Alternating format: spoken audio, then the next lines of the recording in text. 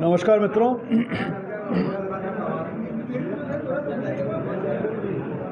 9 तारीख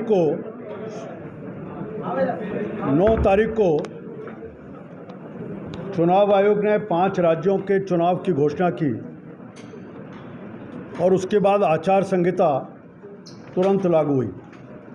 लेकिन राजस्थान की सरकार जो लगातार पिछले 4 महीने से सरकार जाने के भय के कारण से लगातार ट्रांसफ़र, अलग अलग प्रकार की घोषणाएं, प्रलोभन देने के जितने भी तरीके हैं, ऐसा लगा कि उस दिन 9 तारीख को ही सारे काम करके उसके माध्यम से अपने सरकार को बचा सकते हैं। ताबड़तोड़ उन्होंने घोषणाएं करके आचार संहिता की उल्लंघन का पूरे दिन में व्यस्त रखा। हम कह सकते हैं कि 9 अक्टूबर को ही 3 आरपीएससी के मेंबर्स को आचार संहिता लगने के बाद वो घोषणा करते हैं। 2 राजस्थान राज्य कर्मचारी बोर्ड में नियुक्तियां करने का काम उस दिन होता है। आर्थिक पिछड़ा वर्ग के अध्यक्ष के नाते उस दिन नियुक्ति का काम। 5 बोर्डों का गठन ताबड़तोड़ करने का, जबकि मुख्यमंत्री भी जानते थे इन सबको, जिनको हम बोर्ड का चेयरमैन बना रहे हैं, उनको राज्य मंत्री का दर्जा देने का कागज़ की फॉर्मेलिटी भी पूरी की। ना गाड़ी मिलने वाली है, ना स्टाफ मिलने वाला है, ना उनको ऑफिस मिलने वाला है, केवल चुनावी घोषणा मात्र रह जाएगी। स्थानांतरण की लिस्ट उस दिन देर रात तक निकलती रही और ताबड़तोड़ कैसे हम अपने लोगों को उपकृत कर सकते हैं, इसका एक प्रयास मुख्यमंत्री जी लगातार करते रहे।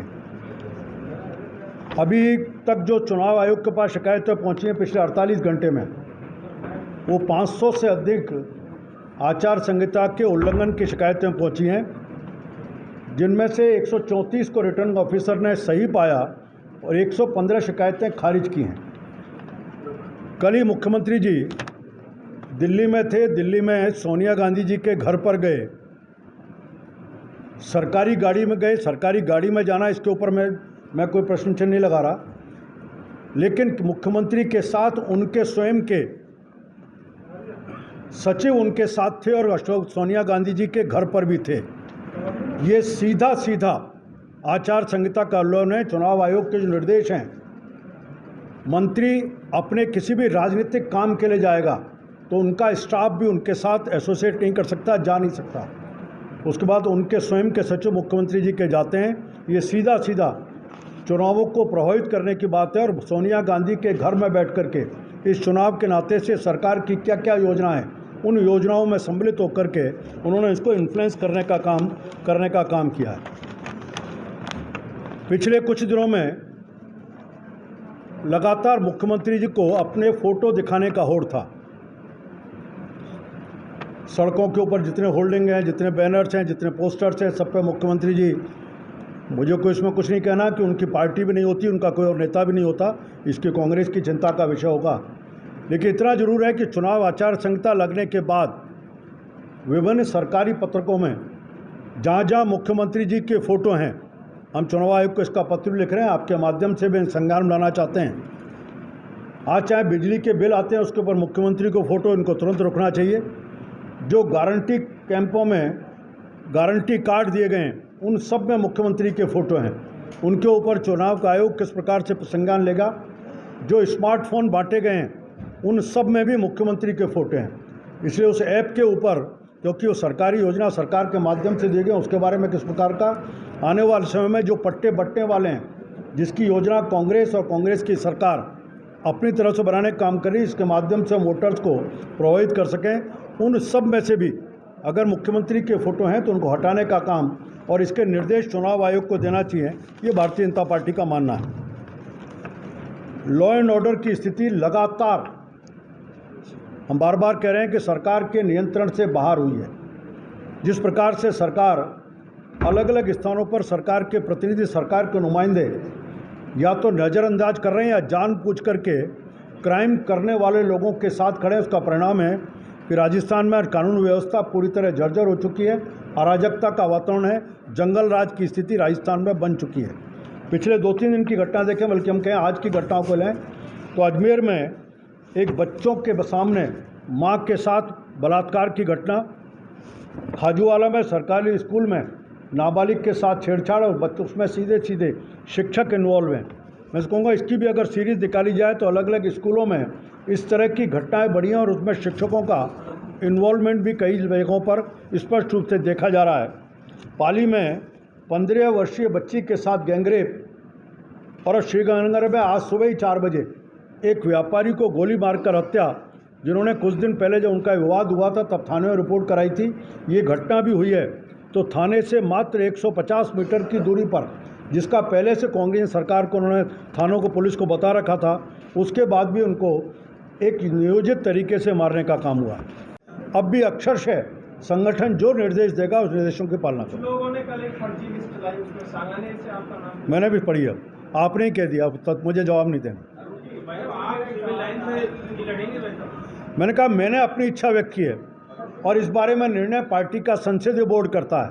हम सब कार्यकर्ता हैं, हम सब कार्यकर्ताओं के बारे में पार्टी का नेतृत्व तय करता है और नेतृत्व जो भी काम कहेगा उस काम को करने के लिए मैं तैयार।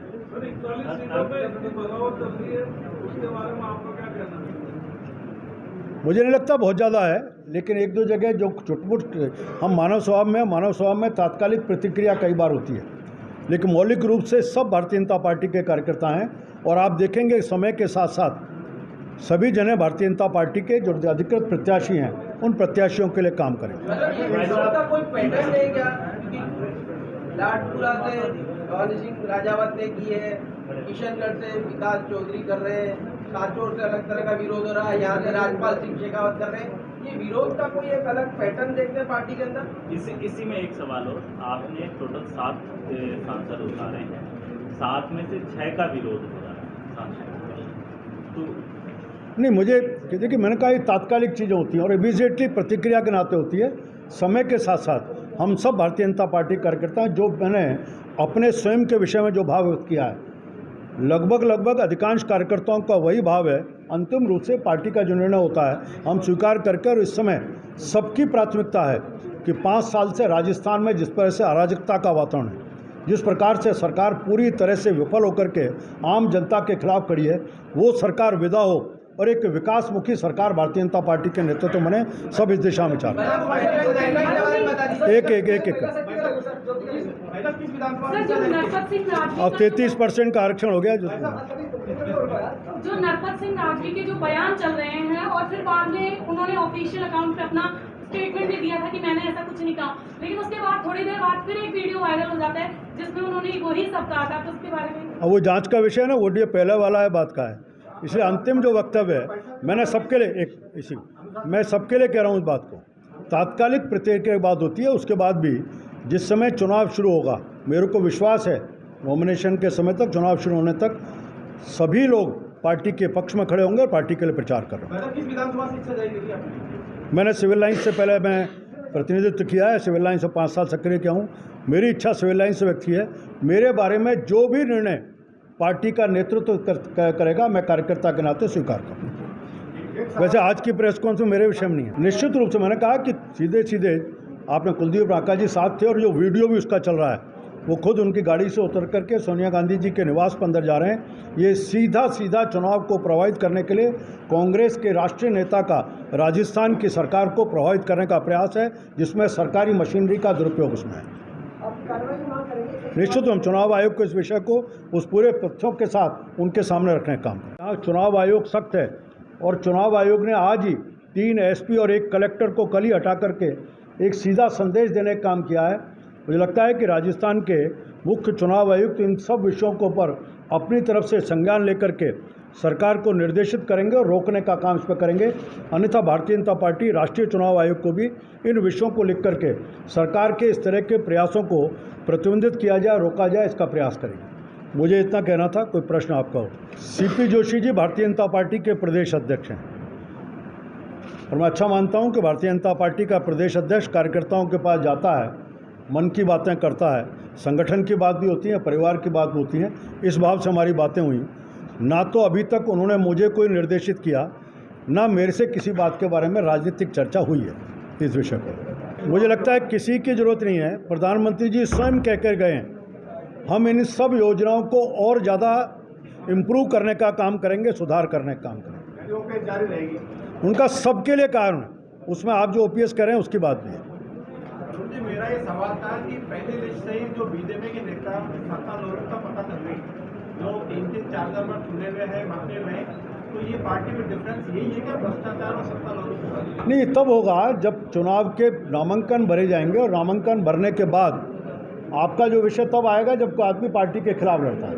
इसलिए मैं फिर इस बात को दोहरा रहा हूँ, मेरा विश्वास है कि हम में से अधिकांश लोग पार्टी के निर्णय के साथ खड़े होंगे और पार्टी के लिए चुनाव प्रचार करेंगे। अपने स्टैंड पर कायम रहेगी, जितना साफ है एकदम, एक भी नाम